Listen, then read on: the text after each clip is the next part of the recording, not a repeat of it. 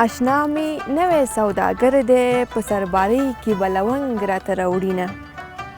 په لویو غرو د باران شور شو، کته لانده شول د لونګو درمندونه. د باغ دی هر بوټی لونګ دی، پرې لګېدلي دي د پیغلو پلونه. دا بن په بن بشم در ماته، په بن ماتیږي د لاچي لونګو ونه.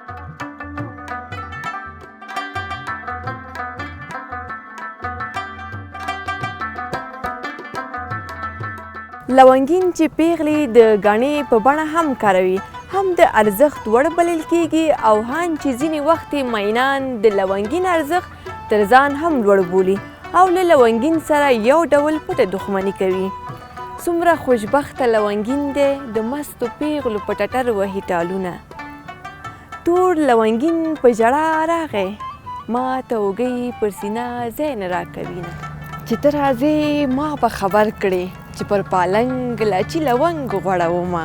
ستا امیل کې سل زړونه دي پیلي، چا جوړ کړی ستا د غاړې لونګین دی.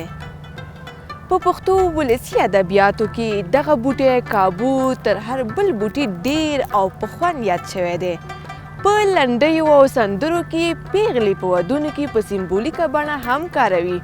معنا دا چې کوم هلک یې سره ټاکلی وي په سندرو کې لونګ بولي. لونګ د خپل ښه بوی او عطر له مخې په پښتو لنډیو کې داسې ستایل شوی چې هان د هنریت له مخې ورته د تشبیهاتو صبر هم خلاصیږي. لونګ په فولکلوریک ډول د ځینو لپاره د زړه سکون او هوساینې داوي دي او دغه بوټي ته د هغه د سپیڅلتیا له کبله ځانګړی ځای لري.